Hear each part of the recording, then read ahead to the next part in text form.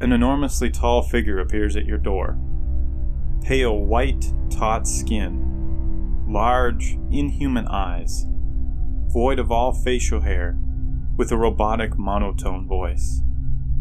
According to multiple reports, this is the description of the Men in Black. Are the Men in Black part of a covert government agency overshadowed by Hollywood's highest-grossing buddy cop film, Men in Black? In this episode, we'll dive into the history of the MIB, their connection to UFOs, and incidents of menacing warnings to any of those who seek answers. Welcome to another episode of the Cabinet of Dr. Mystery. I am your host, Dr. Mystery. Did you know I'm utterly insane? Reports that have been made by credible observers of relatively incredible things. What an excellent day for an exorcism. Be afraid. Be very afraid. I am the devil, and I am here to do the devil's work. Whatever you do, don't fall asleep. I was outside, and Britney Spears called me because she wanted me to appear on Saturday Night Live with her. And so I was outside having a cigarette, the phone rang. Oh, Brittany, how you doing? Oh, sure, of course I will. I turned away like this. I turned back, and there was a black Ford across the road, a black Ford sedan.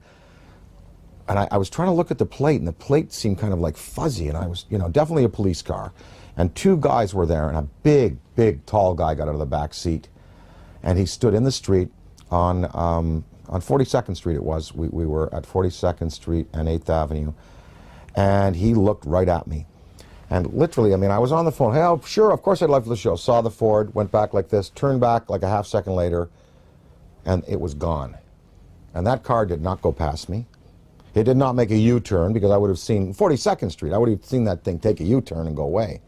That car vanished. That car was a cloaked vehicle of some type. And whether this was like a warning to me, because the guy got out of the back seat, gave me a real dirty look. That car vanished. I know what I saw. And it was just this fast. It was, oh, hi, Brittany, sure. Oh, of course, I'd love to. Guy gives me a dirty look. Oh, well, sure. Car gone. That's what happened. And then 2 hours later, we were told we were not to continue taping, and the show was canceled, and none of them would air. I don't know. I don't know. Was that an MIB experience? Black helicopters, military abductions that happen. Sometimes people are taken and they talk about then being visited by, military personnel and debriefed about their abduction. Was it a technology associated with some of these beings that are visiting that wanted to warn me off, or that wanted to give me verification that I was on the right track? I don't know. But I do know I did turn back a second later, and it takes so long for an automobile accelerating from 0 to 40 miles an hour to reach the corner of 8th Avenue and 42nd Street going past me, and then pulling a U-turn and going out towards Times Square. I would have seen that car. And I looked around. I was looking for that then. It was gone. What you just heard was Dan Aykroyd, star of such classics as The Ghostbusters and The Great Outdoors, speak of his accounts of witnessing the Men in Black. Dan Aykroyd has spoken multiple times about UFO sightings and paranormal research that he's conducted and that he has seen firsthand, but now he's coming forward with his story about his Men in Black encounter. Dan Aykroyd was taping a show about the paranormal when he stepped outside to take a phone call and have a cigarette. The phone call was from Britney Spears, who was asking him to appear on Saturday Night Live. He noticed a black Ford parked across the street as he was in the middle of the phone call. A tall man stepped out of the Ford and stared at him. Aykroyd turned away for a moment, and then when he turned back, the man and the car had completely vanished. Now you'll hear him talk about how he searched for that car, and he is absolutely certain that that car had some sort of cloaking device because it just vanished into thin air. When he returned after finishing his phone call, he returned back to the studio to learn that his show had been canceled and he was ordered to stop filming immediately. Some doubt his claim, but Aykroyd says he knew what he saw and maintains that there was some kind of connection between these MIB and the end of his paranormal show. The men in black always appear unannounced and are usually clad in black business suits. These men in black warn people to give up their research into UFOs or face dire consequences. In many cases, the men in black have also seen aliens, and in some accounts, they are aliens themselves or are some form of supernatural beings. The men in black wear black suits and hats with dark sunglasses. They drive black cars and arrive in groups of 2 or 3. Some describe them as one would describe an FBI agent, while others recall the MIB as having strange appearances, sometimes with supernatural features like glowing eyes or strange complexions. In his book Flying Saucers and the Three Men by Albert K. Bender, he described the MIB in much more frightening language. They floated about a foot off the floor. They looked like clergymen, but wore hats similar to Homburg style. Their faces were not clearly discernible, for the hats partly hid and shaded them. The eyes of all 3 figures suddenly lit up like flashlight bulbs. They seemed to burn into my very soul, as the pain above my eyes became almost unbearable. I will say Bender was one of the earliest ufologists to be silenced by the MIB. In the 1950s, he was the head of the International Flying Saucer Bureau, and Bender began seeing men in dark suits with glowing eyes materialize and vanish in front of him on multiple occasions. He also witnessed shimmering objects emanating an eerie glow in his home. When he would see these visions or these objects, he would notice that his UFO research was out of place, as if someone was rifling through his material. He began experiencing pounding headaches, and his health began to fail. Finally, after his visit from the 3 men in black, Bender destroyed his UFO research and resigned from the field. Some folklorists, however, claim that the whole idea of the men in black is itself a form of mass panic due to suggestibility and a willingness to believe. Others, however, insist the men in black are part of a real government agency designed to prevent the public from learning the truth about UFOs. Those who witness the men in black also insist that their experiences are real, and that anyone who thinks they're crazy is merely a tool of government propaganda and manipulation. So throughout my research on UFOs and the men in black, the one thing that I have found is that the incidents that do occur are usually very serious and severe, and a lot of times people are very traumatized by their experiences. If 3 men in black showed up at my door, banging on my door, banging until I opened the door, and then their eyes glowed, and they threatened me, and they threatened my family for UFO material or UFO research, or they threatened me to stop doing my UFO research, I would honestly tell you that I would probably rethink this whole podcast. So I can only imagine what it would be like in the 1950s to come across these 3 men in black, supernatural beings, aliens, demonic entities. They have glowing eyes, they have white taut skin, and they're definitely trying to cover their faces, and there's some covertness about them. That would freak me out, and I would most likely pull a Bender, have severe health issues, and probably severe anxiety issues because of that, and I would probably stop my research. And I think that's the case here, is like, it seems like whenever anybody actually gets close to figuring out the men in black, or they get close to having some evidence of the men in black, that they either disappear, or their research disappears, or they'll have an actual account like this where they will say, men approach me looking like the men in black, and they scared the absolute fuck out of me. I will admit that I was a little naive heading into my research for this episode, because I really don't have any more concrete evidence. I thought that I would be able to definitively look at this research and definitively look at the investigations into the men in black over the years, and I was sure that I would be able to come to some conclusive proof, some concrete evidence that the men in black either exist or that they do not. I was hoping that I would go into this and I would be able to come out with a concrete, definitive answer whether or not the Men in Black do exist, but I honestly can't.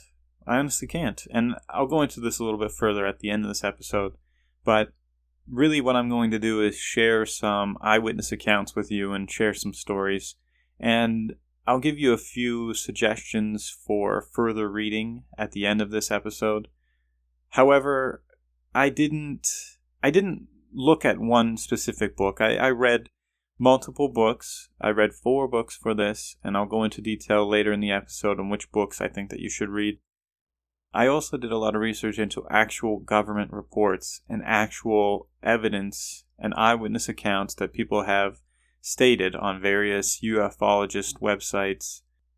And a lot of these accounts that I'm going to tell you are common knowledge if you're really into UFOs, or you're really into the Men in Black, or you're into Project Blue Book. But these accounts are ones that I found very significant, and these accounts are ones that I thought were credible enough that I could share them with you. So, before we begin our accounts and these tall tales of these extraordinarily tall Men in Black, I think it's only fair that I take a journey into deep space with the Deep Space THC-infused beverage. We're going to have 10 milligrams of THC as I rant about the Men in Black. So I hope you're ready, because I certainly am not. I absolutely love this deep space. It really takes me into deep space, and I'm about to get really fucked up. So come along on the journey and let's get fucked up with some Men in Black and some UFOs. Our first account is Dr. Herbert Hopkins. Dr. Herbert Hopkins was working as a consultant on a UFO case in Maine.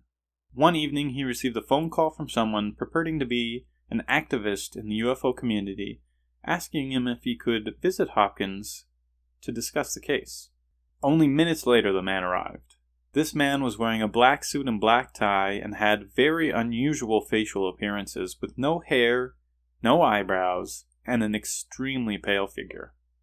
Hopkins' dog began barking erratically the minute the man entered the home, and after the bizarre visitor was finished questioning him about the UFO case, the visit got even stranger. The man in black informed Hopkins that there were 2 coins in Hopkins' pocket, which was correct, and he asked to remove one. Hopkins complied and held the coin, a shiny new penny, in the palm of his hand. The man in black told Hopkins to watch the coin closely. After a few moments, the coin took on a silvery appearance and then appeared to be going in and out of focus as it began to fade and eventually disappear altogether. The man informed Hopkins that the coin would never be seen on this plane again. And now this is where it gets interesting. This is where I'm really interested in the abduction of Betty and Barney Hill, and that will definitely be a future episode. So this really piqued my interest. You know, a vanishing coin is fucking incredible, but this really piqued my interest right here. The man in black then inquired as to whether Hopkins was familiar with the alleged UFO abductee Barney Hill. Hopkins replied that he had heard of Hill, but was under the impression that he had died in the not-so-distant past. The man in black informed Hopkins that was correct, and he said, "Barney didn't have a heart, just like you no longer have a coin." You know, if we look at Barney Hill, he didn't die because he didn't have a heart. He died because of a cerebral hemorrhage.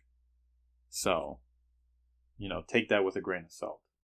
After the man in black stated that Barney didn't have a heart, just like you don't have a coin, the man in black suggested that Hopkins destroy any material he had related to the UFO case.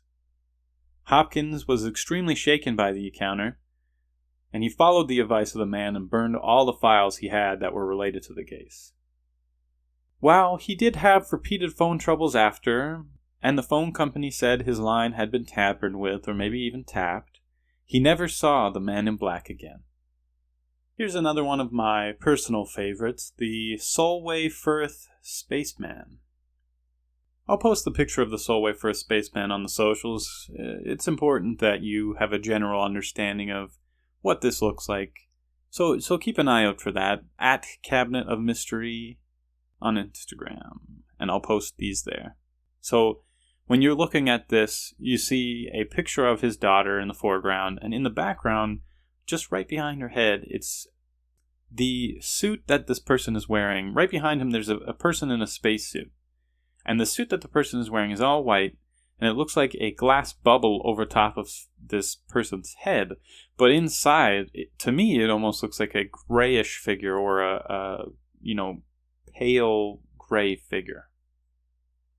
So Jim Templeton took a photograph, and he discovered this figure in the background of a photo of his daughter. The figure was not in the camera's view when he took the photo, and nobody had any idea where it came from. The film was even verified as authentic by Kodak, and Templeton's story went public. Not long after, he was visited by two quote-unquote government agents who referred to themselves as number 9 and number 10. Referring to themselves as numbers instead of names is another trait of the Men in Black, so that's something to take note of here. These government agents demanded to see the site of the photo and questioned Templeton about the event.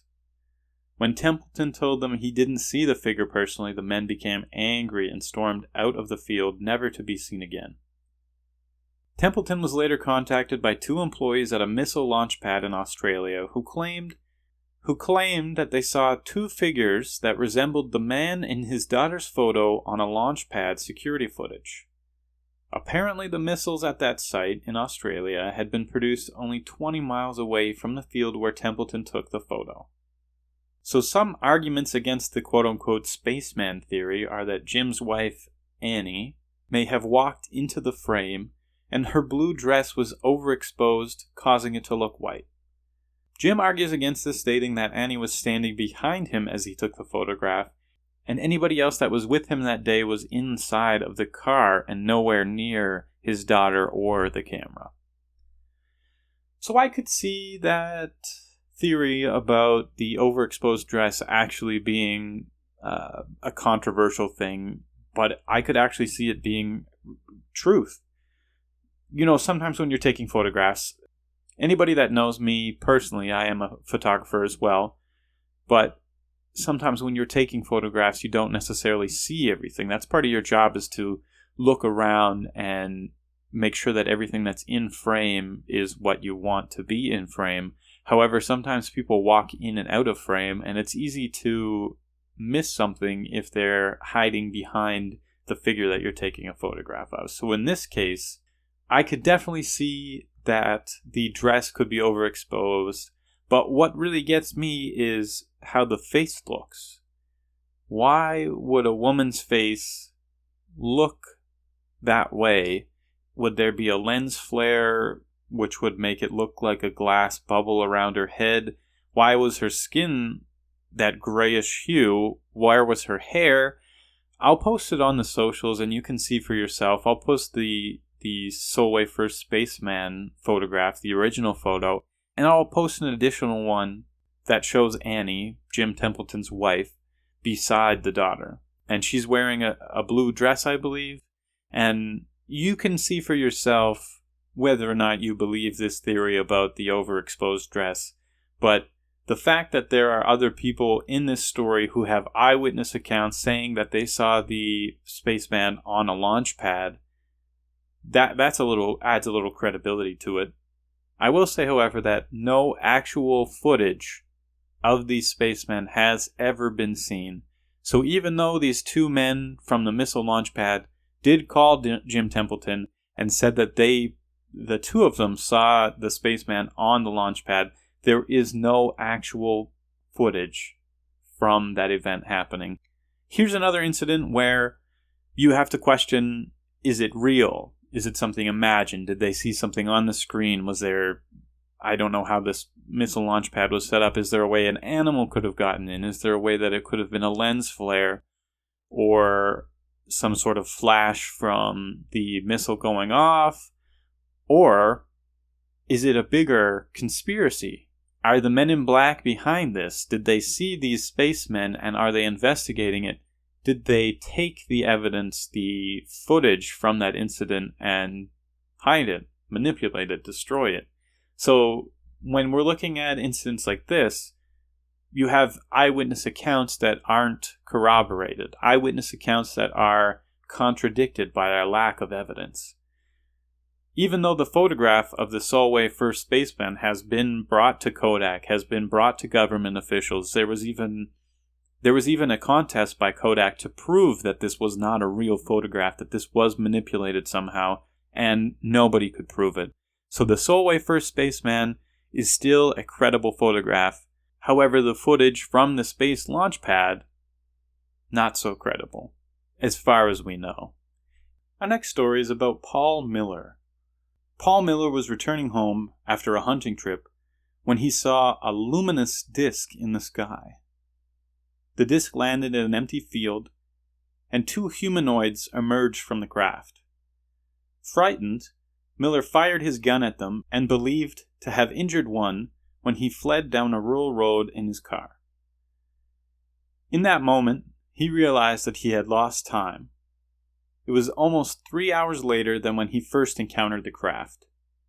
Confused but unabashed, he shrugged it off and went back to his Air Force job the next day. However, upon entering work, he was immediately confronted by 3 men in black suits. These 3 men told him that they, quote-unquote, had his file. Despite having told nobody about the event, the men said that they knew all about it and mentioned that the encounter would be best forgotten. Miller was very taken aback by this encounter, and he stated, "They seemed to know everything about me, where I worked, my name, and everything else." I thought it was important to share this story because you can see in this story that Miller doesn't talk about vanishing tricks, he doesn't talk about materialization, he doesn't talk about glowing orbs or emanating glows or glowing eyes. Miller's account is basically straightforward, that these 3 men are just men. That's the way that Miller presents this scenario, is that 3 men approached him. He doesn't say anything about pale white skin, he just mentions that they were basically men dressed in black. So here you have an occurrence where it is not a supernatural thing. Maybe the aspect that these men know everything about him, you could think of that as supernatural, but the government knows everything about you. They know what I research, they know your Google history, they know my podcast, they know everything. They know everything about you, and there's no question about it. So it's not that surreal, it's not that far-fetched to think that these men were just men, and the knowledge that they had was just knowledge that they could gain being government employees. You'll have to excuse my audio quality today. I'm doing the best that I can. I live near a military base, so it's not uncommon to hear aircraft, helicopters, jets flying overhead. In today's episode, I am a little paranoid because the men in black have a history of being accompanied by helicopters or flying objects nearby, and that's all I'm hearing today. Since I got up this morning and planned to sit down and record this podcast, all I can hear is jets and helicopters above me, so I do apologize for the audio. It could be the men in black, they could be listening to us right now, so, if you're listening to this podcast episode, just make sure that, you're taking the necessary precautions to ensure that you are safe, because as fun and interesting as it is to research the men in black and research UFOs and research conspiracy theories, I think that no matter who you are, if you dig too deep, they will find you. If any of this is actual fact, if any of this is actual truth, then you'll see again and again that anyone who digs too deep is accosted, is approached, is menaced. So, be careful, be safe. They're always watching you. Just keep that in mind. Your Google search history, you can go incognito, but that doesn't mean that the government can't see you. Speaking about UFO research, here's our next story. UFO researcher Jack Robinson and his wife Mary began to experience extremely strange events as they pursued more alien and UFO-related research. So I'm just going to give you a brief rundown of a couple of instances that they experienced. There are plenty of stories from Jack Robinson and Mary about UFOs, about invisible entities, about their homes being messed with. But here is what we're going to be discussing today, is just the real aspect about their encounters with the Men in Black. So here is the story. They would come home to find their house rummaged and looked through, like I said, and their UFO files disturbed. Mary also began to notice a strange man in a black suit and hat staring up at their apartment from the doorway. Mary mentioned this activity to a friend who drove over and saw what she was talking about for himself. The friend, Tim Green Beckley, snapped a photo of the man, which is believed to be one of the most ironclad pieces of proof of the Men in Black. So I'll post this picture on the socials. It's probably the only photograph that I've actually seen of the Men in Black. There's another photograph that comes to mind. I can't remember who took the photograph. All I remember is that the photograph was mentioned, or the man in the photograph was mentioned as a Men in Black in training, or a man in black in training. So, I don't know. Would the Men in Black really say that they are the Men in Black? Would someone who's training to be a covert government agent actually say, "Look at me, I'm a rookie"? I don't really think so. So I don't take a whole lot of credibility into that photograph, because after looking at that photograph where the man says, "I'm a Men in Black in training," it really just looks like a man in a hat and shades. There's nothing significant about it. I could put on a hat, I could put on shades, and I could wear all black, and I could menacingly go up to you and tell you to shut the fuck up about your UFO research, or tell you that I'm a Men in Black in training. It could have easily been, it could have been a costume where the guy was trying to be Michael Jackson for a night. Who the hell knows? But I digress. The photo that Tim G. Beckley snapped will be on our socials, and I'll share it with you. As credible as it is, there's multiple people that saw this man. There are multiple people that saw him and Tim snapped the photograph of him. There have been people that have researched this photograph alone and found that it is credible, that it is a real undoctored photograph. When you look at this photograph, it doesn't look like a typical man in black. It doesn't look like what you think the Men in Black would look like. Quite simply, it looks like a butler. It looks like a man wearing fancy dress. It looks like just a simple man in black with a white shirt underneath and a mid-range top hat. What's a mid-level top hat? Not a top hat, but a bowler hat? I'm not quite sure. But it just looks like a man. There's nothing really that fascinating or that intriguing about it. But I'll leave it up to you to decide if you think it's credible or not. I think it's credible. It just doesn't take me to another realm. It's not off-putting. It's just a man standing there. Looks like he's trying to get out of the rain, even though it doesn't look like it's raining. It just looks like a man standing under a doorway. It doesn't even look that menacing. Our next story is about the Christensens. Most of these occurrences or experiences or encounters with the Men in Black suggest they may be androids or even robots created by either the government or a highly intelligent alien race. One very unusual encounter happened to the Christensen family of Wildwood. Shortly after a UFO encounter occurred near the Christensen family home, a very strange man from the Bureau of Missing Heirs came to interview the family.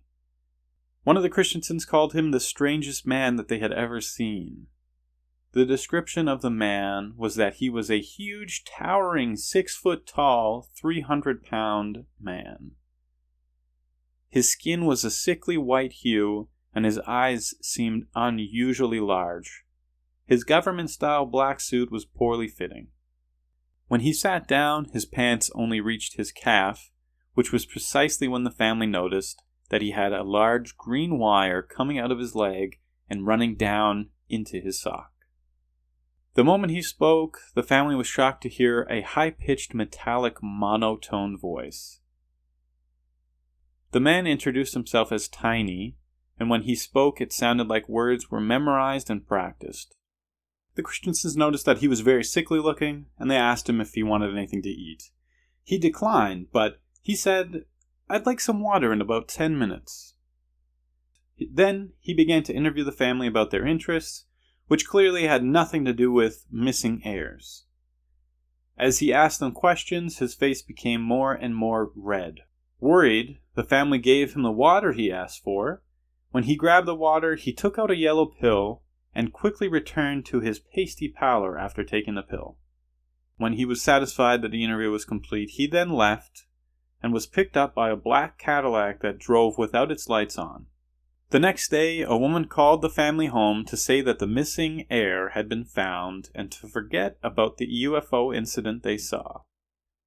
If we look at this account of the Men in Black encounter as true fact, then we have to think about the possibility of these Men in Black, these entities, being robotic. The family stated that they saw this wire coming out of his leg and into his sock. Now, that lends some credence to the whole robotic Men in Black. The robotic monotone metallic voice, the hollow sounding voice. That lends a little bit more credence to the Men in Black being robotic entities. But the question is, if they are robotic entities, are they robots built by a highly intelligent alien race? Or is it similar to what our government has been doing in the past and withholding technological advances? Are there portions of the government deep dark inside that hold technological advances that are far beyond our imagining? I would say yes. I don't know if we're to the point where we're developing robotic entities. In my own personal opinion, if the Men in Black are real, if the Men in Black are in fact robots or robotic entities, I would say that it's most likely because of an alien race or alien technology. That is my opinion. I do believe in aliens, and I do believe that most UFO sightings are credible. But I'm still not entirely convinced about the Men in Black. This next account is from Robert Richardson of Toledo, Ohio. Robert Richardson informed the APRO, otherwise known as the Aerial Phenomena Research Organization, in July 1967 that he had collided with a UFO while driving at night. Coming round a bend, he had been confronted by a strange object blocking the road. Unable to stop in time, he had hit it, though not very hard, but immediately upon impact the UFO vanished. When police accompanied Richardson to the scene, they could only find his own skid marks as evidence, but again on a later visit, Richardson himself found a small lump of metal which might have come from a UFO. 3 days later at 11 p.m., 2 men in their 20s appeared at Richardson's home and questioned him for about 10 or so minutes. They were not unfriendly. They gave no warnings, and they just asked questions. He did, however, notice that they left in a black 1953 Cadillac. And the number, when he checked, was found not yet to have been issued. The number on the license plate of the 1953 Cadillac, I mean. A week later, Richardson received a second visit from 2 different men who arrived in a current model Dodge. So 1967 model Dodge. These men wore black suits, however they were dark complexioned. One spoke perfect English, and the second one had a bit of an accent. Richardson felt that there was something vaguely foreign about them. At first they seemed to try to persuade him that he had not hit anything at all, but then eventually they asked for the piece of metal that he had found at the crash site. When he told them that it had gone for analysis, they threatened him, saying, quote, "If you want your wife to stay as pretty as she is, then you'd better get that metal back." The existence of the metal was known only to Richardson and his wife, and to 2 senior members of the APRO. The only way the strangers could have learned of its existence would be by tapping either his or the APRO's telephone. Now, the majority of these accounts and these experiences with the Men in Black are from the US. But here's a really interesting one from a Japanese blogger. A Japanese UFO blogger had a similarly bizarre encounter with a large group of MIB when he was out and about in Tokyo. The men all appeared to look half Japanese, half Middle Eastern. All of them also looked sick and worn out, and they had very unnatural and unusual behavior. The way that the man explained it as follows. They moved in a weird way, and I can't quite explain it. When they moved, it was sort of insect-like. Does that make any sense? I can't really explain why I had that impression, but that's what their movements reminded me of, insects. It was not strange enough to attract so much suspicion from others, I guess, but when they moved and looked about, I had that very stubborn impression that it all seemed very insectoid to me. When they sat down in the tatami room, they ordered drinks that they refused to consume and started fidgeting with their smartphones. It became pretty obvious that they weren't used to using their chopsticks, and that they seemed unusually watchful of him. Eventually they approached him and asked about his UFO blog, probably to ask if he thought the government was hiding anything or hiding any UFOs. Then they offered to buy him drinks, and when he wanted to leave, they tried to get him to stay.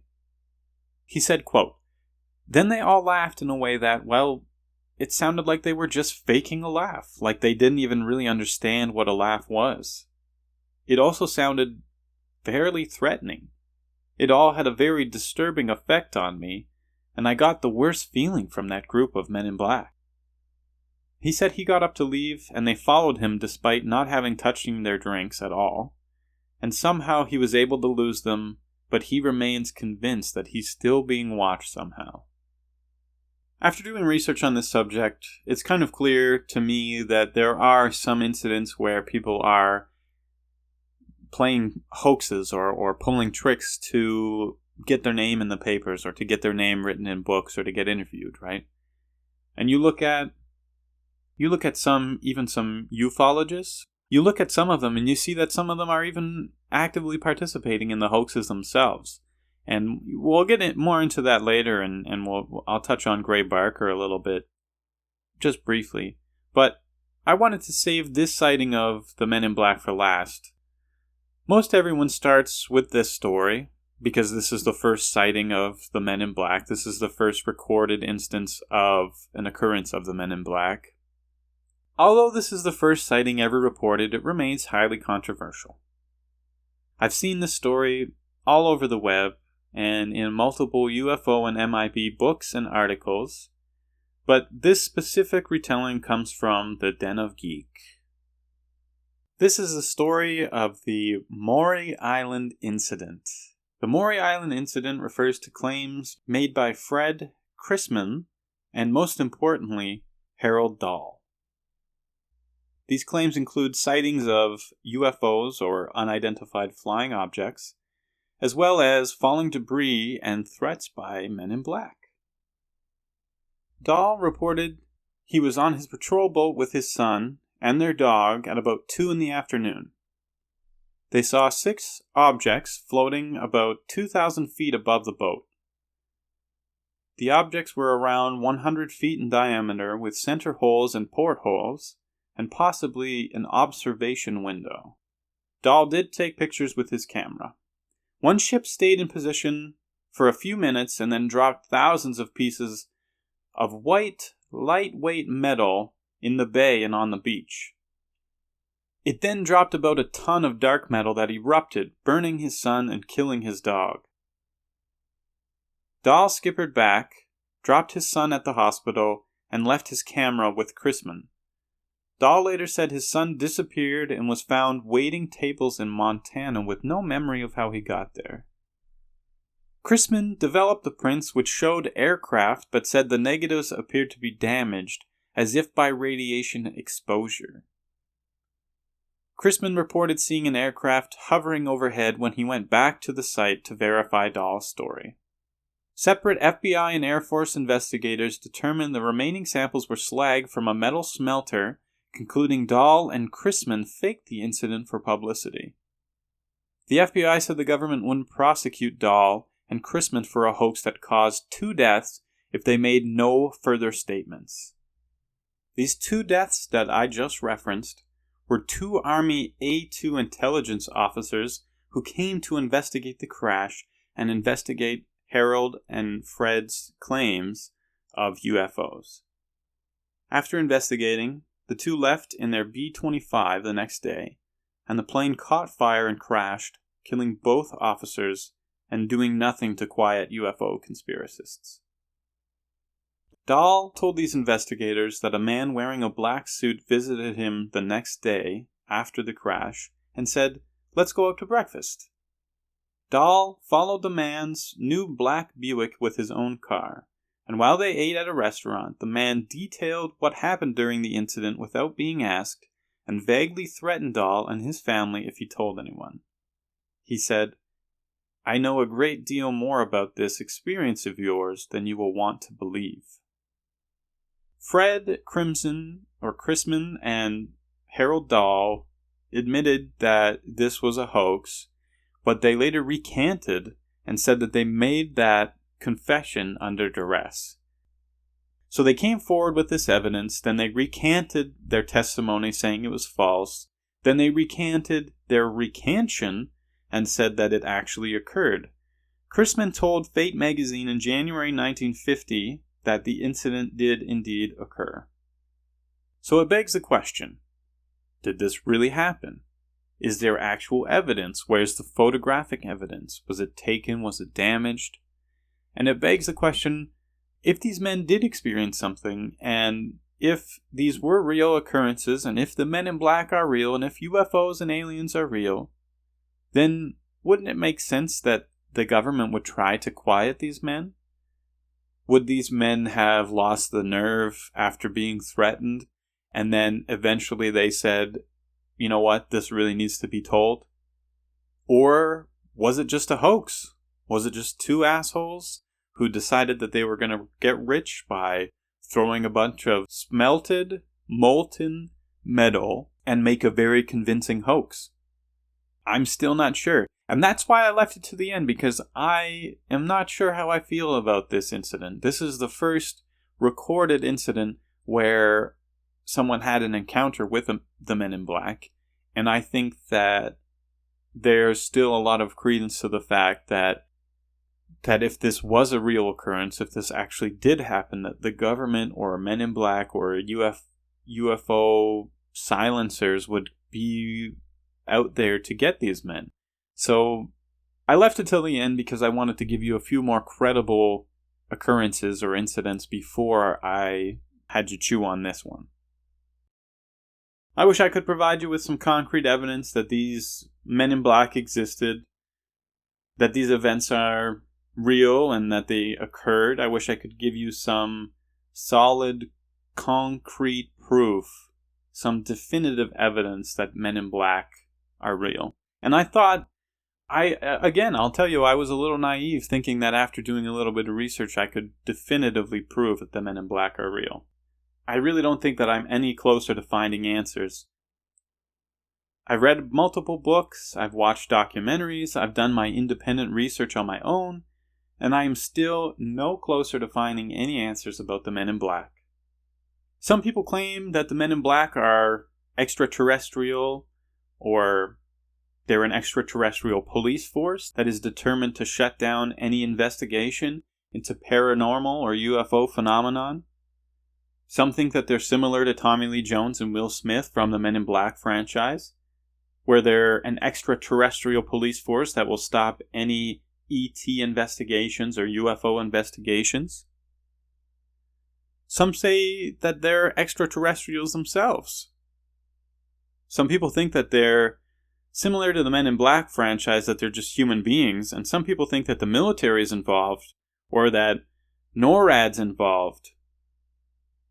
If you look through history and you look through records, you can see evidence that the military did do some investigating into the Men in Black, and they investigated Men in Black that were impersonating military members or NORAD members. However, some people think that this is simply another example of a military cover-up, Some say that the men in black are part of the military, or that the military have knowledge of the men in black and are simply covering up the MIBs. Others disagree. And after doing all the research that I've done and looking into this, it's difficult to tell if it was a Hollywood cover-up with the Men in Black franchise, or if the government's covering this up, or if the Men in Black are of demonic supernatural or supernatural beings. After all this research, I'm still really not any closer to finding answers. And unfortunately, that's just how I have to leave this episode. We could spend months digging into the Men in Black, but I'll be honest with you, if they are real, if there is occurrences of Men in Black, whatever they may be, extraterrestrials, humans, demonic beings, supernatural entities, whatever they may be, either way, I really don't want to have my own personal experience. To tell you the truth, to just be honest, I never want to see a Men in Black. I want to see a UFO, but I don't want to see a Man in Black. If you'd like to pursue further reading, I would highly recommend Curse of the Men in Black, UFO Terrorists by Timothy Green Beckley, the man who snapped that photograph, or The Real Men in Black by Nick Redfern. Another very interesting read is Flying Saucers and the Three Men by Albert K. Bender. Now, I did use a couple tales from Gray Barker, but I will say that I wouldn't recommend any Gray Barker books. The reasoning behind that is that there is evidence that he was actively participating in UFO hoaxes, so I wouldn't take everything, whatever he writes, I would take it with a grain of salt. I wouldn't take it as, the dog's truth. Is that a saying? The dog's truth? I wouldn't take Gray Barker's writings as hard fact. Honestly, it's been a pleasure doing the research about this, and if any of you have any personal experiences with the Men in Black, or you have any UFO sightings, I would honestly absolutely love to hear about them. Thanks again for listening, and we'll see you again on the next episode. This episode is produced by Death Hotel Creative. Hosted by myself, Dr. Mystery.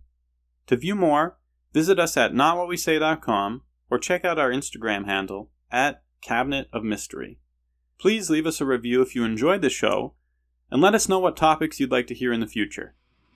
You can hit us up either on the socials or at cabinetofmystery@gmail.com. Thank you for listening, and please subscribe for more episodes.